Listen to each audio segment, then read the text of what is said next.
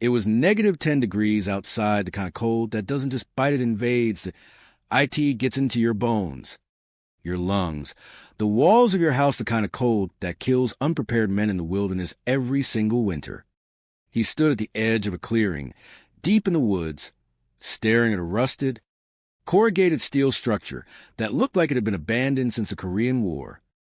An arch metal shell. No insulation visible. No thick log walls. No stone foundation. Just curved steel, rising out of frozen ground like the skeleton of some ancient whale. Every survival instinct he had told him this was wrong. Metal conducts cold. Everyone knows that. You don't build a warm shelter out of metal. You build it out of wood, out of logs, out of materials that breathe and hold. That's what his grandfather told him. That's what the book said. That's what the entire off-grid community had been repeating for generations. But he had a theory, and that theory was about to change everything he and almost everyone watching this thought he knew about staying warm. 18 months later, he walked back into that same clearing. The thermometer on the outside wall read -8 degrees Fahrenheit. He reached for the door handle, pushed it open, and stepped into 73 degrees of dry, perfect, effortless warmth. One wood stove, one load of firewood. That's all it took. No forced air, no electric heat, no propane backup. Just one stove, one burn, and a building that held its heat like a thermos holds coffee. 65 degrees warmer inside than outside. Sustained, consistent, all night long. The question isn't just how he did it. The question is why nobody told you this was possible. Let's go back to the beginning. He grew up in the kind of family that built things. His father built furniture. His grandfather built a barn by hand that still stands today.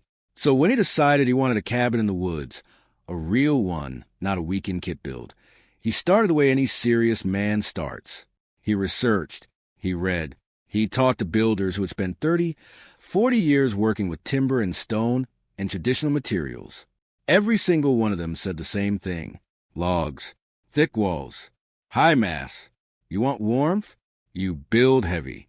So for 2 years, he planned a traditional log cabin, priced it out, sourced the timber, drew the footprint on graph paper.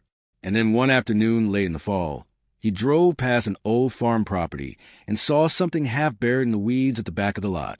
A Quonset hut, arched, corrugated, forgotten, standing. He pulled over. He didn't know much about Quonset huts at the time. He knew the name. He knew they came from World War II. The U.S. Navy needed a structure that could be shipped anywhere in the world, assembled by soldiers with no construction experience, and be standing and functional within hours. The design that emerged was a half-cylinder of corrugated steel ribbing, bolted together, sealed at both ends. Portable, cheap, nearly indestructible. Thousands of them came home after the war. They became warehouses, churches, garages, storage sheds. And then slowly, they were forgotten, overtaken by the modern era of stick framing and vinyl siding, and everything disposable. He stood in that weedy field, looking at this thing that should have been ugly, and he felt something shift in his thinking. The arch, that's what got him. Because here's the thing almost nobody talks about when it comes to heat retention in buildings. It is not just the insulation value of your walls. It is not just the R number stamped on a roll of pink fiberglass. It is geometry. Heat moves in predictable ways. It rises. It pulls in corners. It gets trapped in the angles where walls meet ceilings and floors. In a traditional rectangular building, those corners are dead zones for thermal efficiency. Cold air sinks into them. Moisture collects there. Heat struggles to circulate evenly. You end up with a room where your head is warm and your feet are cold, and no amount of extra insulation fully solves the problem. But an arch has no corners. Think about that for a moment. A true arch structure has a continuous curved surface from a floor on one side to the floor on the other. There is no wall-to-ceiling junction. There is no cold corner. There is no place for heat to stagnate. Instead, warm air rises naturally to the apex of the arch, and as it cools slightly, it flows back down along the curved walls, creating a slow, natural convection loop that heats the entire space completely and evenly, floor to ceiling. This is not a theory. This is physics. He started reading everything he could find about arch structures and thermal performance. He found data from military installations built during World War II in the Aleutian Islands, one of the most hostile cold weather environments on the planet, where Quonset huts had outperformed conventional barracks buildings in heat retention tests by significant margins. He found research on dome structures and earth-sheltered buildings that confirmed the same principle. He found testimonials from men who've been living and working in Quonset structures for decades, all describing the same experience over and over again. One stove, warm all night. He bought the land. He sourced a surplus steel Quonset kit, and he went to work. The first decision he made, and he will tell you it was the most important decision of the entire build, was the insulation strategy. Steel is a thermal conductor. Left bare, a corrugated steel shell will transfer cold with brutal efficiency. Touch bare metal in January, and you understand a problem in about 3 seconds. So before a single interior wall went up, before a single floorboard was laid, he addressed the steel itself. He chose closed-cell spray foam insulation, not open cell, not fiberglass bats, not rigid foam boards. Closed-cell spray polyurethane foam, applied directly to the interior surface of every steel rib, filling every gap, sealing every seam, bonding chemically to the metal and creating a vapor barrier and an insulation layer at the same time. 3 inches of closed-cell foam delivers an R value of approximately 19 to 21. He applied 4 inches in most sections. At the apex of the arch, where heat loss potential is highest, he went even thicker. He was not just insulating.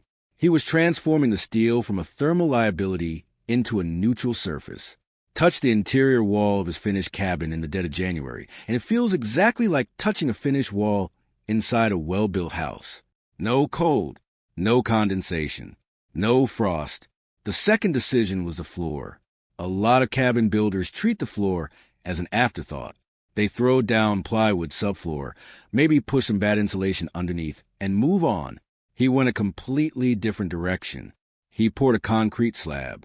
Concrete is heavy. It takes a long time to heat, but that also means it takes a very long time to cool. Thermal mass is a technical term. A concrete slab warmed by a wood stove does not sit there passively. It becomes an active participant in the heating system. It absorbs heat during the burn, stores it deep in its mass, and releases it slowly and steadily for hours after the fire dies down.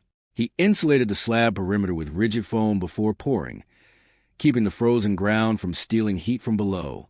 He poured 4 inches throughout, with a 6-inch section directly beneath the wood stove to handle the concentrated heat load. The first time he burned a full load of wood, and then let the fire die completely at 10 o'clock at night. He woke the next morning to an interior temperature of 61 degrees. Outside it had dropped to 12 below zero. The fire had been cold for 9 hours. The slab was still radiating warmth. Now here's the part of the story that most people miss entirely. Because what he built was not just a warm structure. It was an efficient one. And the difference between warm and efficient is the difference between a system that works and a system that works without constantly demanding your time, your money, and your firewood. He kept detailed records through that first winter. Cord count, interior temperature, exterior temperature, time between burns. He was meticulous about it because he wanted to know, not feel, not estimate, not guess. He wanted to know exactly what the Quonset was doing thermally compared to a conventional cabin. He had a neighbor with a similar-sized traditional log cabin, solid construction, quality logs, good builder. They compared notes all winter long. His neighbor burned through almost 3 full cords of hardwood between November and March. Burned every single day, sometimes twice a day in the coldest weeks. Kept the interior around 65 degrees with consistent effort and constant attention. He burned just under 1 cord and 1/4. Same size space, same winter, same geographic location, same target temperature, less than half the fuel. That is what geometry does when you get it right. That is what happens when you stop fighting the laws of physics and start working with them. He refined the system in the second winter based on everything the first had taught him. He added a heat shield behind the wood stove to direct more radiant energy toward the center of the space. He installed a small ceiling fan at the apex of the arch, running on its lowest setting, reversed for winter, pushing the warmest air back down toward the floor, without creating any noticeable draft. He caulked every penetration through the shell, every pipe, every wire, every small gap that Cole could find. He began tracking humidity as well. One of the unexpected benefits of the sealed spray foam interior was dramatically improved moisture control. Traditional cabins, especially log structures, struggle with humidity variation. Too much in summer causes swelling and mold potential. Too low in winter causes cracking and drafts. The sealed Quonset held humidity steady within a comfortable range year-round with almost no intervention. He also addressed the thermal envelope at both flat end walls of the structure. These are the weak points in any Quonset design, the places where an impatient builder cuts corners and pays for it every single cold night for years. He framed both end walls with double stud construction, 2 layers of framing with gap between them, completely filled with dense packed cellulose insulation. He finished the exterior face with thick cedar siding. The end walls ended up with an effective insulation value higher than any of the curved steel sections. The door, a single entry on the south-facing end wall, was a commercial-grade insulated steel unit with a magnetic compression gasket. When that door closed, it sealed like a refrigerator. He tested it with a candle held at the frame on the coldest night of the year. The flame did not move. By the 3rd winter, he had dialed in the operation of the space to a quiet routine. He loaded the stove once each evening, a full load of seasoned hardwood, oak and hickory when he could get it, ash when he could not. He let it burn hot and clean for 2 hours, closed the damper down to a slow burn, went to sleep, woke up comfortable. He never once got up in the middle of the night to reload the stove.